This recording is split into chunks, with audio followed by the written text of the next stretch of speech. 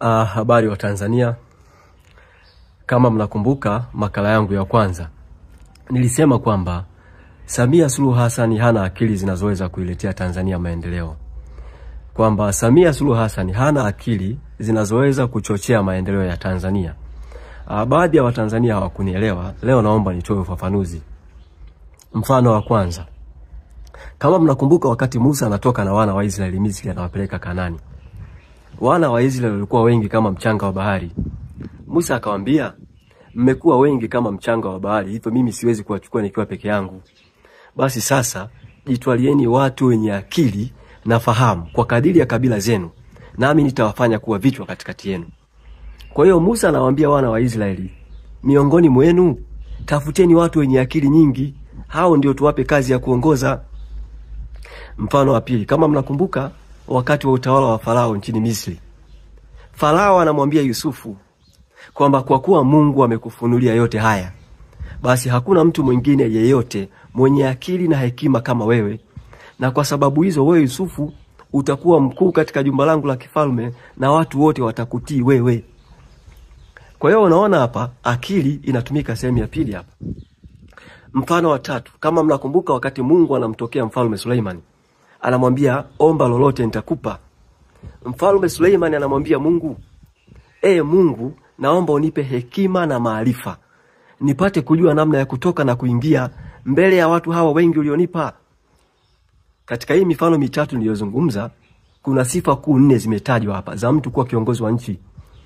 Hapa ndugu zangu tunazungumzia uongozi wa nchi, hatuzungumzii mwenyekiti wa mtaa, hatuzungumzi diwani hapa. Sifa 4 zimetajwa. Ili uwe mkuu wa nchi, kwanza inabidi uwe na akili nyingi. Pili, hekima. 3, kiwango kikubwa cha maarifa. 4, ufahamu. Sasa unamwona Samia Suluhu Hassan kwenye kundi la Watanzania wenye akili nyingi, high intelligent, Samia Suluhu Hassan hayupo. Kwenye kundi la Watanzania wenye akili za kawaida, tunasema medium brain, Samia Suluhu Hassan hayupo. Kwenye kundi la Watanzania wenye akili ndogo, lower brain, Samia Suluhu Hassan hayupo. Yani Samia Suluhu Hassan yupo tunasema below the marginal line. Kwenye kundi la Watanzania wenye akili ndogo sana, ndio Samia Suluhu Hassan unamkuta. Sasa kwa nini mimi nasema hayo? Nisikilize. Nimesema zaidi ya mara moja kwamba Samia Suluhu Hassan amefeli darasa la 7. Samia Suluhu Hassan amefeli kidato cha 4. Yani Samia ameshindwa kupata division 3. Sasa huyo unamweka kwenye kundi gani? Haya, ili uwe kiongozi wa nchi, uwe rais wa nchi, inabidi uwe na hekima. Ndugu wa Tanzania, Samia Suluhu Hassan hana hekima hata robo.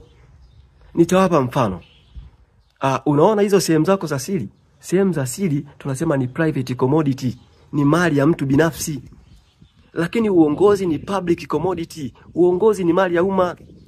Kwa hiyo kama watu wanakutaka wanakuchagua, na kama watu hawakutaki hawakuchagui.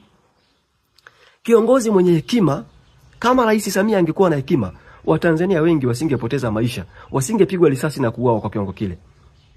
Kiongozi mwenye hekima hawezi kutumia mtutu wa bunduki kuyasaka madaraka. Kiongozi mwenye hekima hawezi kufoji matokeo ya uchaguzi ili awe rais. Haiwezekani kabisa. Ndugu wa Tanzania, katika zile sifa 4 zilizotajwa, achana na hizo sifa 4. Ili uwe mkuu wa nchi, ili uwe rais wa nchi, kuna sifa 6 tunasema inabidi uwe na high political tolerance. Ustahimilivu wa kisiasa, uwe mtu unayekosoleka. Kwa sababu mkuu wa nchi ndugu zangu anamiliki vyombo vya dola. Kwa hiyo kama hana uvumilivu wa kisiasa, anaweza kutumia vyombo vya dola vibaya kaua watu. Samia Suluhu Hassan hana uvumilivu wa kisiasa hata kidogo. Sasa hivi ukimkosoa Samia Suluhu Hassan unapewa kesi ya uhaini. Ukimkosoa Samia Suluhu Hassan unawindwa yani unawindwa ili uawe kama kuku. Sasa unajiuliza Samia Suluhu Hassan anawezaje kuwa mkuu wa nchi? Anawezaje kuwa mkuu wa nchi? Ndugu wa Tanzania, kuna sifa nyingi za mtu kuwa mkuu wa nchi. Awe na tunasema high convincing power. Samia Suluhu Hassan pia nguvu ya ushawishi hana. Sasa ndugu wa Tanzania,